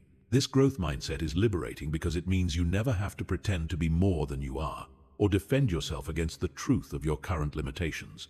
You can be honest about your skill level, your experience, your knowledge, because your worth isn't dependent on being perfect. You're worthy because you're a human being committed to learning and growing, not because you've already mastered everything. Another crucial component of authentic confidence is developing your own internal validation system. Instead of constantly seeking approval from others, you learn to recognize and appreciate your own efforts, progress, and positive qualities. You become your own cheerleader instead of relying on others to tell you when you're doing well. This doesn't mean ignoring feedback from others or becoming arrogant. It means developing the ability to validate your own experiences and achievements before seeking external confirmation. When you accomplish something, you take a moment to acknowledge your effort and progress. When you handle a difficult situation well, you give yourself credit. When you grow or learn something new, you celebrate that growth internally. Internal validation also means trusting your own perceptions and experiences. If someone tells you that you're too sensitive, but you know your emotional awareness is actually one of your strengths, you trust your own understanding of yourself. If someone suggests you're not leadership material, but you know you've successfully led projects and teams, you trust your own experience over their opinion. This internal trust is developed through paying attention to your own life rather than constantly comparing yourself to others. You notice your own progress, your own patterns, your own responses. You become the expert on your own experience rather than outsourcing that expertise to others. Authentic confidence requires comfortable with being disliked or misunderstood by some people. This is perhaps the most challenging aspect for most people because we're social creatures with a deep need for acceptance and belonging. But the truth is that if you're living authentically, if you're being true to your values and expressing your genuine personality, some people won't like you. And that's not only okay, it's necessary. Universal likability is impossible and would require you to be so bland and agreeable that you'd lose all personality and authenticity. The people who matter, the people who are meant to be in your life, will appreciate your authenticity even when they don't always agree with your choices. The people who only like you when you're pleasing them or meeting their expectations aren't really connecting with the real you anyway. Confident people understand that rejection often has nothing to do with their worth and everything to do with fit, timing, or the other person's needs and preferences. When someone doesn't want to be friends with you, it doesn't mean you're not a good friend. When someone doesn't want to date you, it doesn't mean you're not lovable. When someone doesn't hire you, it doesn't mean you're not capable. It means you weren't the right match for that specific situation. This understanding allows you to take appropriate risks without being paralyzed by the fear of rejection. You can apply for jobs you're excited about even if you might not get them. You can express your opinions even if others might disagree. You can pursue relationships even if they might not work out. You can try new things even if you might not excel immediately. Authentic confidence also means setting and maintaining boundaries without guilt or extensive explanation. You know what works for you and what doesn't. You know what you're willing to do and what you're not. You can say no to requests that don't align with your values or priorities without feeling like you need to justify your decision to everyone involved. This boundary setting isn't about being selfish or inconsiderate. It's about being honest about your capacity, your priorities, and your needs. It's about taking responsibility for your own well-being so you can show up authentically in your relationships rather than building resentment by constantly doing things you don't want to do. The most powerful aspect of authentic confidence is that it's contagious. When you're comfortable with yourself, others feel more comfortable around you. When you're not constantly seeking validation, people are more likely to offer genuine appreciation. When you're not defensive about your limitations, people are more willing to share their own struggles. When you're authentic, you give others permission to be authentic too. Chapter 15. Your new life, thriving free from the need for everyone's approval. This is where everything comes together. You've learned why your brain takes things personally, how to recognize when other people's behavior is about them rather than you, how to build internal worth that can't be shaken by external opinions, and how to maintain emotional boundaries that protect your peace. Now, it's time to paint a picture of what your life looks like when you've mastered these skills. This is about more than just not taking things personally. This is about creating a life of authentic freedom genuine confidence, and deep inner peace. Imagine waking up in the morning without immediately checking your phone to see if anyone has responded to your messages, without anxiety about potential conflicts or criticism, without the heavy weight of wondering what everyone thinks about you. Your first thoughts are about your own priorities, your own goals, your own feelings about the day ahead. You're starting from a place of internal connection, rather than external seeking. In this new life, your relationships are dramatically different. They're based on authentic connection rather than performance. You show up as yourself, not as who you think others want you to be. You share your real thoughts and feelings instead of saying what you think will get the best reaction. You set boundaries when needed. Instead of people-pleasing your way into resentment, you support others without taking on their emotions as your own. Because you're not constantly walking on eggshells or managing other people's reactions, your relationships become much more relaxed and genuine. People feel safe around you because you're not reactive or defensive. They trust you because you're consistent and authentic. They respect you because you respect yourself. The relationships that were based on codependency or people-pleasing naturally fall away, while the healthy relationships deepen and flourish. Your career takes on a completely different quality. You make decisions based on your values, interests, and goals, rather than on what you think will make others happy, or what will avoid potential criticism. You speak up in meetings when you have valuable input to offer. You take on challenging projects because you're excited about the growth opportunity, not because you're afraid of disappointing anyone. You advocate for yourself professionally because your worth isn't dependent on being low maintenance or constantly agreeable. When you receive criticism at work, you evaluate it objectively.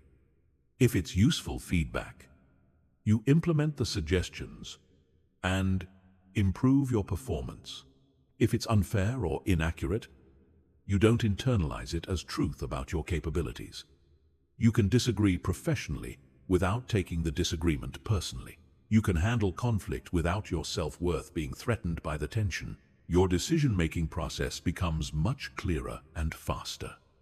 Instead of agonizing over what others will think about your choices, you consider your own values, priorities, and long-term goals. You can take calculated risks because you're not paralyzed by the fear of judgment. You can make mistakes without your confidence being shattered because you understand that failure is part of growth, not evidence of inadequacy. This freedom extends to all areas of your life. You dress the way you want to dress, not to impress others or avoid criticism. You pursue hobbies and interests that genuinely excite you, not those that will make you seem impressive or successful. You spend your time and energy on things that matter to you, not on managing other people's opinions of your choices. Your mental and emotional health improves dramatically. The chronic stress of constantly monitoring other people's reactions and taking responsibility for their emotions starts to fade. Your nervous system begins to regulate because you're not constantly in fight or flight mode, waiting for the next criticism or rejection. You sleep better, think more clearly, and have more energy for the things that actually matter to you. The most profound change is in your relationship with yourself. You become your own best friend instead of your harshest critic. You speak to yourself with kindness and compassion instead of judgment and criticism. You trust your own perceptions and experiences instead of constantly doubting yourself based on others' opinions. You appreciate your own efforts and progress instead of waiting for external validation to feel good about yourself. This doesn't mean you become isolated or indifferent to others. In fact, because you're not constantly defending yourself or seeking approval, you become much more present and available for genuine connection. You can listen to others without making their problems about you. You can offer support without taking on their emotional states. You can love deeply without losing yourself in the process. You also become much more discerning about who you allow into your inner circle. Because you're not desperate for approval, You don't tolerate poor treatment or dysfunctional relationships. You surround yourself with people who appreciate your authenticity, respect your boundaries, and support your growth. You're attracted to other emotionally healthy people, and they're attracted to you. Your contribution to the world becomes more impactful because you're operating from authenticity rather than performance. You're not trying to be what you think others want. You're being who you actually are and offering your unique gifts and perspectives. This authenticity makes your work, your relationships, and your presence more valuable and meaningful. The fear that kept you trapped in people-pleasing and external validation begins to dissolve. You realize that the things you were so afraid of, being disliked, being criticized, being rejected, are not actually threats to your well-being or survival. They're just part of the human experience, and you can handle them without being destroyed by them. You develop what I call emotional immunity. Criticism bounces off you like water off a duck's back. Other people's bad moods don't contaminate your emotional state. Rejection doesn't crush your spirit. Conflict doesn't send you into panic mode. You become resilient, centered, and unshakable, not because nothing ever goes wrong, but because you know you can handle whatever comes your way. This emotional immunity doesn't make you cold or disconnected. It makes you more loving because you can love without fear. More generous because you can give without depletion. More supportive because you can help without enabling. More present because you're not constantly worried about managing impressions. Perhaps most importantly, you become free to pursue your own path, your own dreams, your own vision of success and fulfillment. You're not limited by other people's expectations or definitions of what your life should look like. You're not held back by fear of judgment or criticism. You're not trapped by the need for constant approval. This is the ultimate freedom. The freedom to be yourself, to make your own choices, to create your own life, to define your own success, to love and be loved authentically. This is what becomes possible when you stop taking things personally and start taking responsibility for your own emotional experience. This isn't just a nice idea or a temporary feeling. This is a completely different way of living that becomes more natural and automatic the more you practice it. The skills you've learned in this content aren't just techniques to use occasionally. They're the foundation for a fundamentally different relationship with yourself and others. Your new life is waiting for you.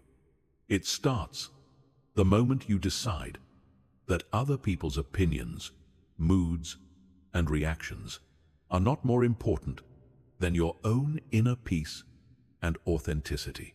It starts when you choose to take responsibility for your own emotions while letting others be responsible for theirs. It starts when you decide that your worth is not up for debate, regardless of what anyone else thinks or says. The only question left is, are you ready to stop taking things personally and start living the free, authentic, confident life you deserve? The tools are in your hands. The choice is yours. Your new life is waiting.